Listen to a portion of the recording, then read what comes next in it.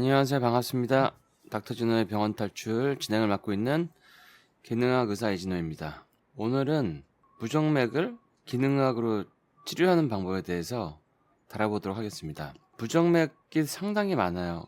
전 세계에 한 1억 명 정도가 있다고 하거든요. 저희가 주변에도 많이 볼 수 있는데 사실 특별한 약이 없어요. 가끔은 원인이 있는 경우도 있는데 그냥 심장이 좀 덜 뛰게 하는 어떤 베타블로커, 인데놀 같은 약이나 안정제나 이런 거, 아니면은 부정맥 약들이 있거든요. 뭐 리트모놈이나 이런 특정 부정맥 약을 써서 가라앉히는 거, 그게 치료된 약은 아니고 가라앉히는 거 아니면 보통은 심장이 전기 전도에 의해서 뛰기 때문에 심장을 이제 전기로 지집니다. 그런 식으로 치료를 하는데, 제가 기능학 하면서 또 내과를 하니까 부정맥 환자들을 많이 보게 돼서 부정맥을 한번 기능학으로 치료할 수 있는지를 알아보고 그리고 치료를 많이 해왔어요. 근데 꽤 치료가 됐죠. 그러니까 어떻게 하냐면 일단은 부정맥의 제일 큰 원인이 이제 알코올 섭취, 그다음에 카페인 섭취, 그다음에 안 좋은 음식에 들어있는 이제 첨가료 같은 거, 그다음에 어떤 내가 먹으면 안 되는 특정 알러지 음식들, 주로 지연성 음식 알러지, IgG에 해당하는 그 음식들을 먹지 않고,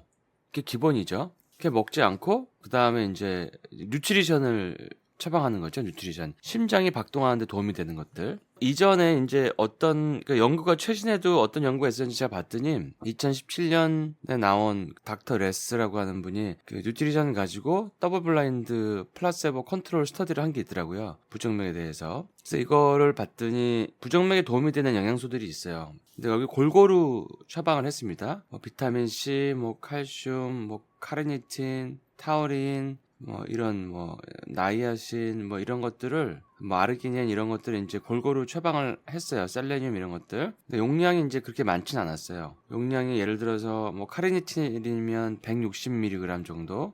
별 많은 양은 아니거든요. 우리가 보통 카르니틴 치료할 때 거의 하루에 2000mg도 쓰기도 하고 3000mg도 쓰기도 하고, 그러니까 용량이 많지는 않는 프로그램이었어요. 대신 골고루 주는 프로그램이었고, 또 다른 영양소를 보면은 코엔자임 Q10도 굉장히 중요한데 이 프로그램에서는 거의 한 20에서 한 30 정도 미리그램이니까 우리가 보통 기능학 치료할 때는 100에서 200 정도를 처방하거든요. 그러니까 되게 저용량으로 골고루 처방을 했어요. 마그네슘 같은 것도 한 40mg 정도니까 보통 저희가 400 내지 600mg 이렇게 쓰거든요. 그러니까 굉장히 적은 용량으로 또 했는데 이걸 꾸준하게 한 6개월 동안 진행한 연구가 있더라고요. 6개월 동안 꾸준히 진행했는데 한 90명을 대상으로 했습니다. 그래도 이렇게 연구를 해서 정리했다는 게 굉장히 훌륭하신 거고요. 이렇게 했는데 이제 결과가 어떻게 나왔냐를 한번 우리가 살펴보면, 이게 골고루 비타민을 준 그룹과 주지 않은 그룹을 보니까 한 6개월 중에서 처음에 한 3개월까지는 비타민을 준 그룹은 한 23% 정도가 부정맥을 안 느꼈다, 이렇게 결과가 나왔고, 플라세보 그룹, 그러니까 비타민을 안 먹은 그룹보다 한 4에서 6개월로 접어드니까 한 44%가 부정맥을 안 느꼈다는 거예요. 그러니까 이게 부정맥이라는 것도 심장이 내가 뭐가 부족하니까 좀 뭔가 나는 뭐가 필요해, 이런 어떤 애가 배고프면 울듯이 그런 신호라는 거죠. 물론 치료한 분들의 비타민 그룹은 70%가 컨디션이 좋았다고 합니다. 그러니까 컨디션이 좋아진 건 당연하고, 특이할 만한 건 4에서 6개월에서 한 44%가 부정맥을 안 느꼈다라고 하는 거는 굉장히 이제 사실 이것만 해도 엄청난 거죠. 이제 저는 이제 이런 연구를 참조를 해서 어떤 걸 했냐면 용량을 좀 올렸어요.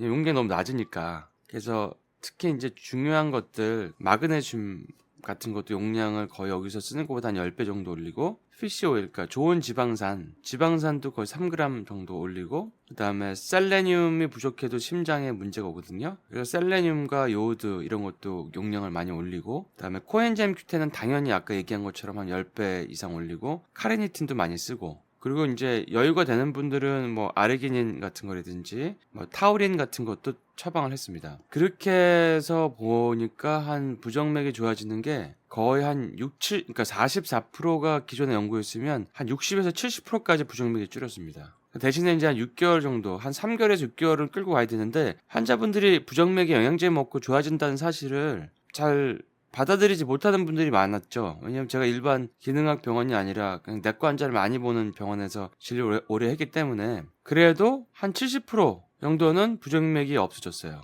그러니까 그것만 해도 굉장히 이제 좋은 성과라고 제가 여겼거든요.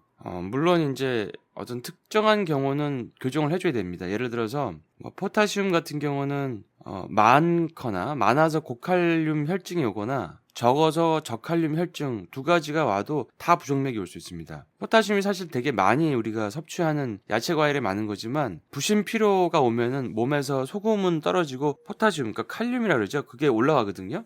그래서 그런 거가 있으면 또 부정맥이 올 수 있고, 또 투석을 한 분도 고칼륨 혈증이 올 수 있고, 또 어떤 특정 이뇨제를 먹으면 고칼륨 혈증이 올 수가 있어요. 그다음에 뭐 저칼륨 혈증은 마그네슘이 저하돼도 올 수 있고, 또 특정 이뇨제가 있어요. 그걸 먹으면 또 저칼륨증이 오기 때문에 그 비율을 좀 맞추는 거, 이런 것들이 좀 필요했죠. 근데 이제 용량을 올려가지고 그 성적을 한 70% 정도까지 올렸고, 뭐 많을 때는 한 70에서 한 80까지라도 생각을 했는데, 사실은 여기에 이제 안 쓴 게 뭐냐면 이제 칼슘을 쓰질 않았었죠. 그전에. 왜냐면 칼슘이 흡수가 잘 안 되니까 사실 처방을 하는 칼슘이나 칼슘제를 써도 그렇게 큰 변화를 못 느꼈거든요. 근데 요즘 들어서 이 나노칼슘이 나오니까 흡수력이 좋은 뭐 이온화나 나노칼슘이 나와서 그걸 이제 추가를 했죠. 원래 그 프로토콜에다가. 근데 추가를 했더니 거의 성공률이 제가 지금까지 한 50분 정도 해본 것 같은데 한 거의 95% 성공률을 보이는 것 같습니다.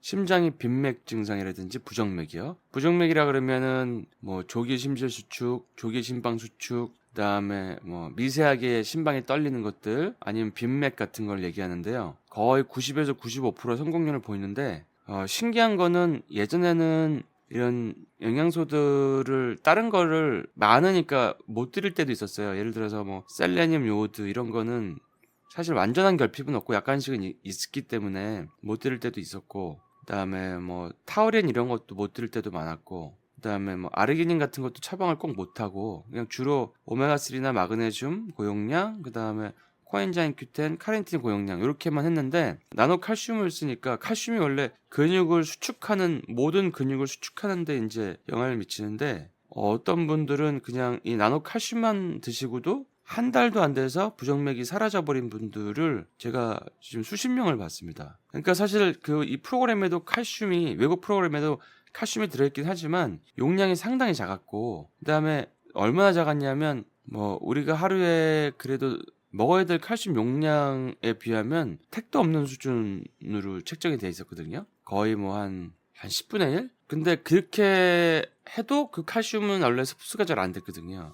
칼슘은 거의 잊혀진 영양소인데, 기능학에서 이런 나노칼슘을 쓰고 거의 부정맥을 다른 뉴트리션과 같이 했을 때 거의 95%의 성공률을 보이고 있어서, 제가 지금 요즘에 굉장히 너무나 신기하고 굉장히 이렇게 흡수력이 중요하구나 하는 걸 다시 한번 느끼고 있습니다. 여러분 부정맥이 미세하게 있거나 부정맥 때문에 약 드시고 계신 분 계시면 한 2달 정도만 그 나노칼슘과 코엔자임 Q10, 카르니틴, 그다음에 마그네슘, 뭐 피쉬오일 정도, 아니면 거기다 조금 더 한다 그러면 셀레늄 요오드 정도, 요렇게만 추가하시면 거의 평생 약을 먹어야 되는 뭐 고통이나 아니면 환자로 낙인 찍혀야 되는 데서 벗어나실 수 있으실 겁니다. 한번 해보세요. 여러분들 이건 부정맥 환자분들 병원 탈출할 수 있는 일종의 제가 임상 경험상에 오랜 동안 쌓아왔던 팁이니까 여러분들이 잘 테스트를 해보시고 좋은 결과를 얻으셨으면 합니다. 다음에 또 좋은 주제로 찾아뵙겠습니다. 즐거운 하루 되세요.